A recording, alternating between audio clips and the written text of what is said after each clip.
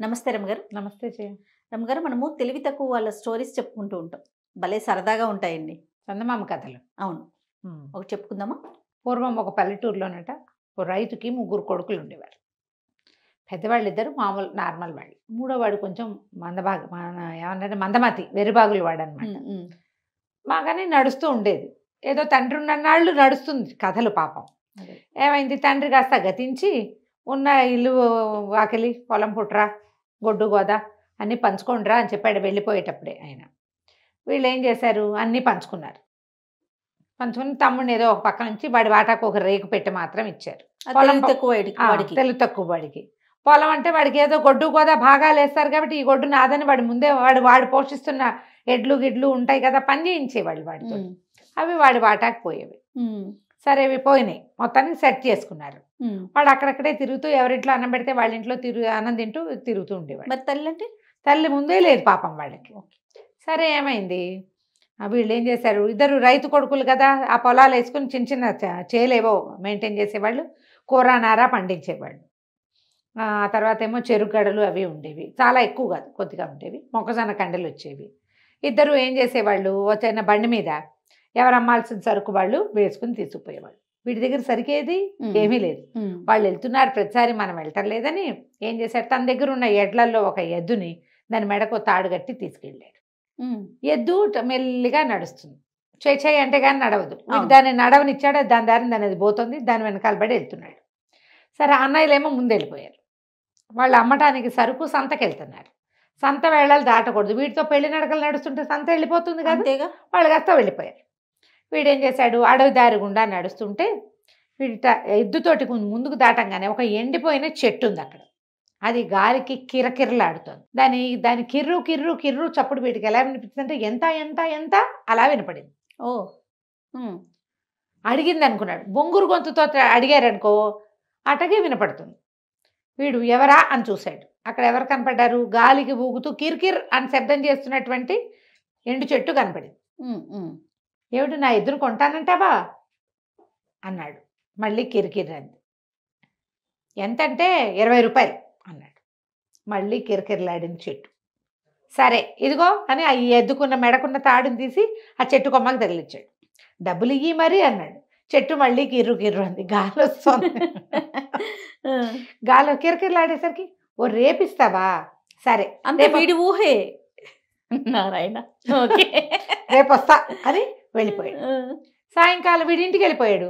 అయిపోయింది బేరం, అమ్మేశాను. సాయంత్రం చీకటి పడేసరికల్లా అన్నయ్య వాళ్ళు వచ్చారు. కంచాలు పెట్టుకుని అన్నాలు తింటున్నారు. తింటుంటే ఆవిడ అన్నయ్య అడిగాడు, అవునరా వెర్రివాడా, నీ ఎద్దెదిరా కనపడలేదు అన్నాడు. అమ్మేశాను అన్నాడు. ఊరిని ఎంతకమ్మావిరా? 20 రూపాయలు. ఓ డబ్బులేవి అన్నారు. అనేసరికల్లా రేపు వస్తాయి అని చెప్పాడు. రేపు వస్తాయి అనేసరికల్లా తిట్టారు. ఎద్దు నమ్ముకోవటం ఏంటో నీ బొందా, ఏదైనా పని చేసి వస్తువు అమ్ముకోవాలి, సరే ఏదో ఒకటి చావు, డబ్బులు తీసుకురా అని చెప్పారు. సరే అయిపోయింది. మర్నాడు మనవాడు వెళ్ళాడు. వెళ్ళేసరికల్లా చెట్టు ఉంది అలాగే కిరికిరి అంటూ, ఎద్దు లేదు. ఎవరో తీసుకుపోయి ఉంటారు కదా. అక్కడి నుంచి వీడు ఏమి నా డబ్బుల సంగతి మానయ్య వాళ్ళు అసలే కేకలేసారు రాత్రి అన్నాడు. చెట్టు మళ్ళీ కిరికిరు. ఓ ఇవాళ కుదరలేదా అన్నాడు. మళ్ళీ కిరికిర్రు. రేపు ఇస్తావా పోని, రేపు వస్తా, రేపు ఇవ్వాలి తప్పకుండా అంటే చెట్టు మళ్ళీ కిరకిరలాడి ఇంటికి వెళ్ళిపోయాడు. రాత్రికి మళ్ళీ అన్నయ్య వాళ్ళు ఏమిరా డబ్బులు అన్నావు ఏమిట్రా అంటే, ఇవాళ కుదరలేదు రేపు ఇస్తాను అన్నారు అన్నాడు. ఇంతకీ ఎవరికి అమ్మేవరా అని అడిగారు. అడిగేసరికల్లా అడవిలో పెద్ద ఎండు చెట్టు ఉంది కదా దానికి అమ్మాను అన్నాడు. అనగానే వాళ్ళ అన్నయ్యలు ఇద్దరు తగ్గితారు. నీ బోందా, చెట్టు కమ్మటం ఏమిట్రా, తెలివి తక్కువ వెధవా, ఇంత తెలివి తక్కువైతే ఎట్టా బతుకుతావురా అంటే, ఏమో నా తెలీదు, అది చెప్పింది అమ్మాను కట్టేశాను అయిపోయింది. ఇవాళ వెళ్ళావు కదా, ఎద్దు లేదు, ఎవడో విప్పుపోయింటాడు, వెర్రి వెధవి నువ్వు అని తెగ తిట్టిపోశారు. ఇంకేమొచ్చినాయి డబ్బులు, ఏం రావు, డబ్బు పోయింది, ఎద్దు పోయింది, ఈసారి ఎడ్లని గిడ్లని తీసుకెళ్ళబాక నీకు అన్నం దండగాని తెగ తిట్టారు ఇద్దరు. వీడికి చాలా చిరాకు వచ్చింది. ఏమంటే నిక్షేపం అంటే ఎద్దు నమ్మితే 20 రూపాయలు రాకపోగా వీళ్ళ తిట్లు వచ్చినాయి నాకు. మర్నాడు పొద్దున ఏం చేశాడు, గొడ్డలు ఒకటి చేత్తో పుచ్చుకెళ్ళాడు. చెట్టు దగ్గరికి వెళ్ళి ఉంచున్నాడు. డబ్బులైనా ఇవ్వు, ఎద్దైనా ఇవ్వు అన్నాడు. అది కిర్రు కిర్రు అని. ఏంటి ఇవ్వనంటావా? మళ్ళీ కిర్రు కిర్రు అని. నీ అంతు చూస్తా నేను, మొత్తం పేళ్ళు వేసేస్తా, మర్యాదగా చెప్పు, డబ్బులు ఎక్కడన్నాయో కక్కు, లేదా పేళ్ళు వేసేస్తా నిన్ను అన్నాడు. అనేసరికి అది కిర్రు కిర్రు, ఏం చేసుకుంటావో చేసుకో అంటోంది అనమాట. అదే కదా, నీ సంగతి చెప్తానుండని చెట్టు మొత్తం కొట్టేశాడు వాడు. అన్ని పేళ్ళు కొట్టేసరికల్లా అది పాత చెట్టు, దానికి ఒక తొర్ర ఉంది. ఎవరో దొంగలు ఆ తొర్రలో డబ్బులు దాచుకున్నారు. వావ్, వీడు అక్కడి దాకా వచ్చేసరికి ఆ తొర్రలో నుంచి డబ్బులు కనపడ్డాయి. వీడు ఏం చేశాడు, గబుక్కున్న చేతులు అందులో పెట్టి 2 గుప్పెళ్ళతోటి గుప్పెడు డబ్బులు నాణేలు తీసేసుకుని జేబులో కుక్కేసుకున్నాడు. పరిగెత్తుకుంటూ వెళ్ళాడు ఇంటికి. అన్నయ్య వాళ్ళు ఆ పూట సంతకెళ్ళాల, ఇదిగో డబ్బులు వచ్చేసినాయి, చెట్టు ఇచ్చేసింది, ఇవే కాదు ఇంకా బోల్డ్ ఉన్నాయి ఎక్కడన్నాడు. అవన్నీ తెచ్చుకోవటం రాదు వాడికి, తెలీలా, వాడికి అంతే తెలుసు. కుప్పెళ్ళతోటి తీసుకుని నాణేలు జేబుల్లో పోసుకుని తీసుకొచ్చాడు. అన్నయ్య వాళ్ళని, ఒరి నీ కడుపుడక ఏమిట్రా అది అంటే, ఆ చెట్టుని కొట్టేశా, పేళ్ళేస్తానని బెదిరించా, అది సరేనంది, ఇష్టం ఉన్నట్టు చేసుకోపో అంది. ఓహో, చేసేసా. చేస్తే అందులోపల డబ్బులున్నాయి. డబ్బులున్నాయి. అది డబ్బులు దాచుకునే లేవంటోంది దొంగ మొహం అని. మన 20 కాకుండా ఇంకా చాలా తెచ్చాను, ఇంకా అక్కడ బోల్డ్ ఉన్నాయి అనగానే వాళ్ళ అన్నయ్య వాళ్ళు వాడి నోరు నొక్కేసి పదరా వెళ్దామని చెరుకో 2 సంచులు పుచ్చుకుని తమ్ముడిని వెంట పెట్టుకుని అక్కడికి వెళ్ళారు. వెళ్ళాక ఏమైంది, 2 సంచులు వచ్చినాయి. బాబా 2 సంచులు నింపుకున్నారు. అక్కడి నుంచి ఈ పేళ్ళు మనవే మూటలు కట్టేసి పక్కన పెట్టుకున్నారు. మరి ఇప్పుడు మరి వాళ్ళకి ఆ రోజుల్లో గ్యాసులు కరెంట్లు ఏమున్నాయి, అదే కదా, వంటకి అవే కదా చెరుకు. కుదిరినవేమో 2 తమ్ముడిని ఎత్తి మీద ఒక మూట పెట్టారు. వీళ్ళిద్దరూ డబ్బు మూటలు చెరుకో మూట ఎత్తుకున్నారు. పేళ్ల మోపు వాడిని ఎత్తి మీద ఉంది. నడిచి వస్తున్నారు. వస్తుంటే ఆ ఊరి పురోహితుడు కనపడ్డాడు. ఏమిట్రా అన్నదమ్ములు ముగ్గురు ఎక్కడికో వెళ్తున్నారు, సంచులతో మూసుకొస్తున్నారు, ఏమిట్రా అవి అన్నాడు. అనేసరికి వీళ్ళిద్దరూ సైగ చేసుకుని దొండకాయలు మేస్తారు అని చెప్పి అన్నయ్యలిద్దరు దొండకాయలు అన్నారు. మరి మన తెలివైన చిచ్చి, పురోహితుడికి అబద్ధం చెప్తారా, బుద్ధి లేదురా మీకు, పెద్దవాడికి అట్లా చెప్పకూడదు, డబ్బులండి దీని నిండా అన్నారు. వెరీ గుడ్ అనేసరికల్లా వాడు పిచ్చి పెద్దవండి అలాగే వాగుతాడు, వాడు ఏం కాదండి అన్నారు వీళ్ళు. అనేసరికల్లా ఆయనకి వీడు అమాయకుడు అబద్ధాలు చెప్పడు, పైగా వాడికి ఒక ఉద్రేకం. వాడేం చేశాడు, అన్నయ్యని తిట్టేసి, ఇటు అబద్ధాలు చెప్తావా, నాన్న ఇటాగైనా మనకు నేర్పించాడు, నిజాలు చెప్పద్దు అని ఓ సంచి ఓపెన్ చేసి చూడండి ఓపెన్ చేసి చూపించాడు. ఇవిగోనండి డబ్బులు. ఓకే అనగానే అంత డబ్బు అట్లా చూసేసరికల్లా అబ్బో డబ్బే అని ఆయన ఇట్లా 2 చేతులు అందులో పెట్టి ఇట్లా తీయబోయాడు. డబ్బులు మనవి అని ఫిక్స్ అయ్యాడు కదా. ఇవి ఎర్రివాడు ఏం చేశాడు, ఏంటండి అదేం పని చేస్తున్నారండి చూపిస్తే అని చేతిలో గొడ్డలు ఉంది కదా అది పెట్టి ఒక్క పెట్టాడు ఆయన నెత్తి మీద. ఎక్కడ తగిలిందో ఆయన పైకి హరీమన్నాడు. అనగానే వీళ్ళు నిర్కాంతపోయారు. ఎంత పని చేసావురా, ఇప్పుడు ఎట్టా ఇవన్నీ ఊళ్ళో వాళ్ళకి తెలిస్తే డబ్బులు పోతాయి, ఈయన చంపినందుకు లేనిపోని పాపం, మనకి పాపం ఒకటి, శిక్ష రెండోది డబ్బుకి డబ్బు పోతుంది. అందుకని పట్టు ఎవరు రాకుండా పూజ చేద్దామని ఓ చోట గొయ్యి తీసి ఆయన పాతేశారు. పాతేసిన తర్వాత వాళ్ళకి డౌట్ వచ్చింది. సాయంత్రానికి ఇంటికి బయలుదేరి వెళ్ళిపోయారు.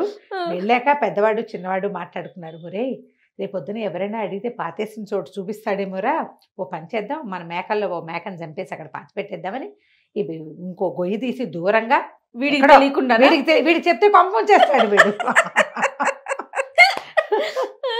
అందుకని చెప్పకుండా దూరంగా ఎక్కడో తీసి ఈ బ్రాహ్మణాయన్ని తీసుకెళ్ళి అక్కడ పాతేసి, అయ్యగారు మమ్మల్ని క్షమించండి, మీ పేరుతోటి అన్నదానం చేస్తాం, మీ ఇంట్లో 2 గుప్పెలు డబ్బులు ఇచ్చేస్తాం, కానీ మొత్తం సంసారం అంతా గుల్లైపోతుందండి, మా తమ్ముడు పొరపాటు వల్ల మమ్మల్ని క్షమించండి అని ఆయన కాళ్ళు పెట్టుకుని దండాలు పెట్టుకుని మూసేశారు.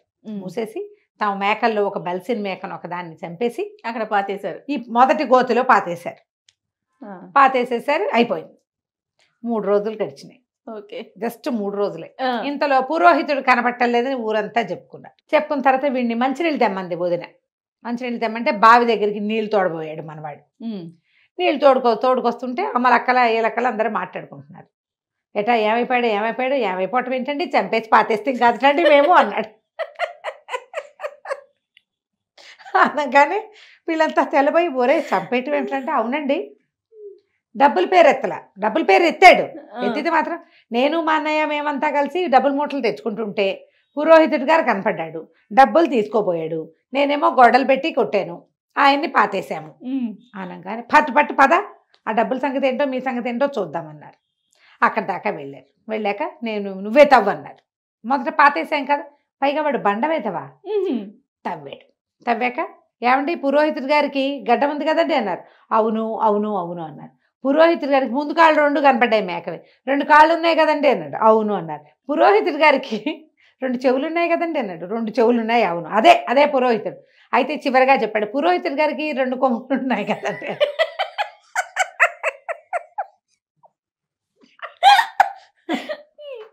కొమ్ములు ఉంటావేంట్రా, ఆయన కొమ్ములు ఎందుకు ఉంటాయిరా, అసలు ఇందులో ఏముందని దూరంగా నిలబడ్డారు. 3 రోజులు అయింది పాతేసి, వాసన వస్తుందని బండవేధమని వీడిని తోసారు ముందు. తవ్వమన్నారు. అక్కడి నుంచి ఊరు పెద్దలంతా గబగబా ముందుకు వచ్చి చూస్తే ఏముంది, మేక మొహం కనపడుతుంది. 3 రోజులే అయింది కదా, దాని మొహము కొమ్ములు ఉన్నాయి. ఫ్రెష్గానే ఉంది. మరీ ఫ్రెష్ కాదు, ఒక మాదిరి ఫ్రెష్. నిర్ఘాంతపోయి ఇదేమిటి మేక ఉంది. బరమ్మ గారి కళ్ళల్లో నీళ్ళు వచ్చేసినాయండి నాకు. ఓకే, మేము పాతేసామండి అంటాడు వీడు. వాళ్ళ అన్నయ్యలు వచ్చి ఏంటండి వీరి మేక చచ్చిపోయిందండి, దానికి ఏదో పురుగు ముట్టింది, వీడి దగ్గర చెప్పాలా, ఎదురుగుండా చెప్తే వాడు కాదంటాడు. పెద్దవాళ్ళని పక్క తీసి పాతేసామండి, పురుగు ముట్టింది, దాన్ని తినకూడదు కదా, అందుకని ఇట్లా చెరువు పక్కన అవతల పక్కకు పాతేస్తే మెల్లిగా అదే మట్టిలో కలిసిపోతుందని పాతేసాము. వాడికి ఎట్టా అర్థమైందో ఇట్లా అర్థమైందండి అనేసరికల్లా వీడు ఇది తప్పు చెప్పాడు. డబ్బుల సంగతి నిజమని వీళ్ళు ఎట్టా నమ్ముతారు? అసలు విషయమే తప్పు చెప్పాడు కదా. దాంతో జనాలంతా వీడు ఒక వేరు విధమని పాతేయరా పాతే కనపడ్డాడులే పురోహితుడిని పాతేయించారు. తర్వాత వాడు ఎప్పుడే నిజం చెప్పినా ఎవరు నమ్మేవాళ్ళు కాదు. పాపం. తర్వాత వీళ్ళు ఏం చేశారు, అన్నయ్య వాళ్ళు వాడిని ఇంటికి తీసుకుపోయి ఏదో మెల్లిగా పెళ్లి చేసి, ఓ తెలివిగల పిల్లని తెచ్చి పెళ్లి చేసి మేనేజ్ చేసుకోమ్మా అని చెప్పారు. వాడికి ఓ ఇల్లు వాకిలి కట్టించి ఓ 4 గొడ్లు కొనిపెట్టి గొడ్ల పని చేసుకునేలాగా చేశారు.